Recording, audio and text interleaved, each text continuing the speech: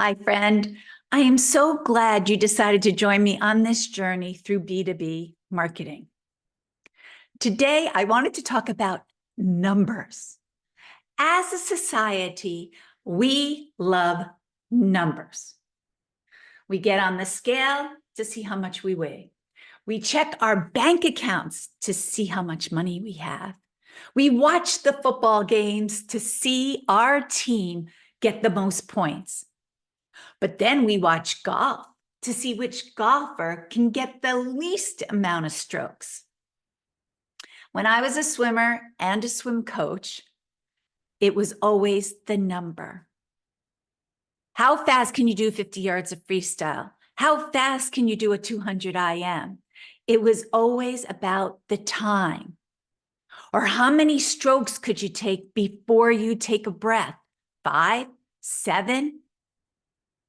All about numbers. My swimmers at the beginning of every season would set goals for themselves, like what times did they want to get in their favorite events? And that was the thing they were always trying to reach, were those goals. It got embedded in their brains. I want to get that time. I have to get that time. What I saw happen is they were so concentrating on the time instead of the journey. They had to have faith in the training that they were doing. They had to have faith that they were doing everything they possibly could to get the best time. But they didn't concentrate on that. They were still working hard, but if they didn't make that time, they went back to the drawing board. What can I do? Can I work out more? Can I pick up an extra practice? Should I eat different foods? Should I speak to the sports psychologist? What should I do so I can decrease that time and reach my personal best? Concentrating on the number, not the journey. These swimmers needed to have faith that they were doing everything they possibly could. My philosophy on coaching has changed. My philosophy as an athlete has changed. And my philosophy as a marketer has changed. As a society, we love numbers, but it's time for us to take the numbers and put them off to the side. As a marketer, we want to know how many emails were opened, how many were clicked, how many engagements do we have, how many sales did we get, how many leads do we get? It's all numbers. But as marketers, what I want to say is, let's concentrate on that journey. Concentrate on where is your target audience, really knowing and understanding that audience. When you truly know and understand your audience, that's where you can look for industry-specific publications. You can look at conferences that are in your specific industry so that you can make sure that your marketing messages are being placed in front of the right people.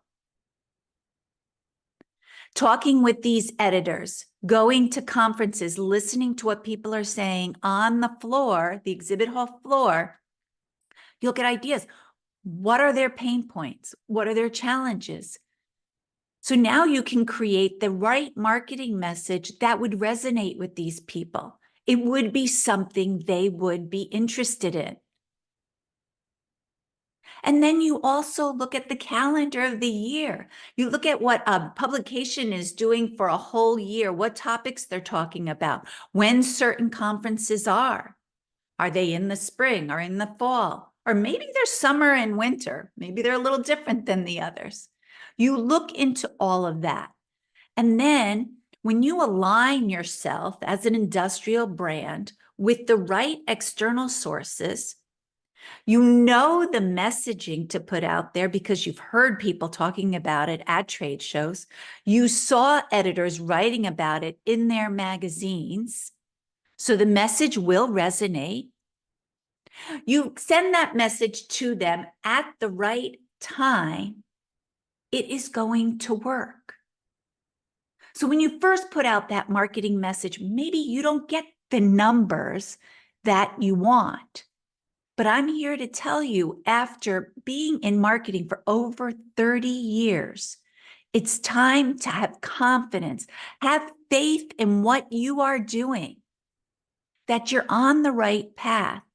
And when you have that confidence and you have that patience to let it play out for a few months, you will see the results you want. And you're going to be amazed because these people aren't going to just buy from you once.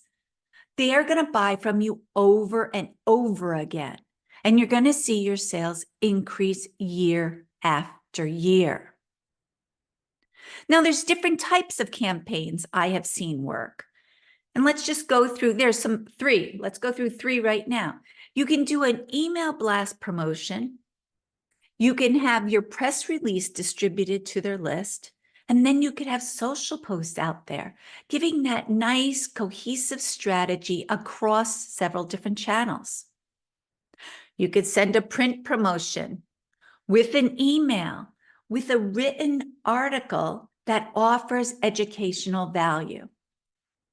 And the third option would be you send an email blast, you do a banner ad, you have a calendar listing, and maybe you do a website banner that is out there for a whole year.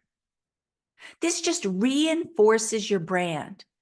It helps nurture that individual into trusting you as a thought leader in your space, trusting that you really care about them and know about them. And they're going to become customers. And they're going to become repeat customers year after year. You've got to do your research. And when you do that research, then you have to have faith that you're on the right path. Then be patient, let it play out for a few months so that you get that true analysis on whether it's working or not. I did the same thing with my swimmers. We finally sat back. We still had those gold numbers, but that wasn't the most important thing. What became the most important thing is that they were having fun, that they remembered why they got into the sport in the first place. Why do you come swimming every day? Because swimming is one of those sports. You put your head down in the water. You are by yourself. You better like what you're doing. And what I found is when they started to think about more, why do I love this sport? Why do I show up for practice every day? We saw their times drop and they became happier. And they loved the sport again. It's not about the numbers. Let's all concentrate on having faith on what we are doing. I hope you enjoyed this LinkedIn Live today. If you have any questions for me, please feel free to email me or comment below. And I will see you next Thursday at 4 o'clock. Have a great day. Bye.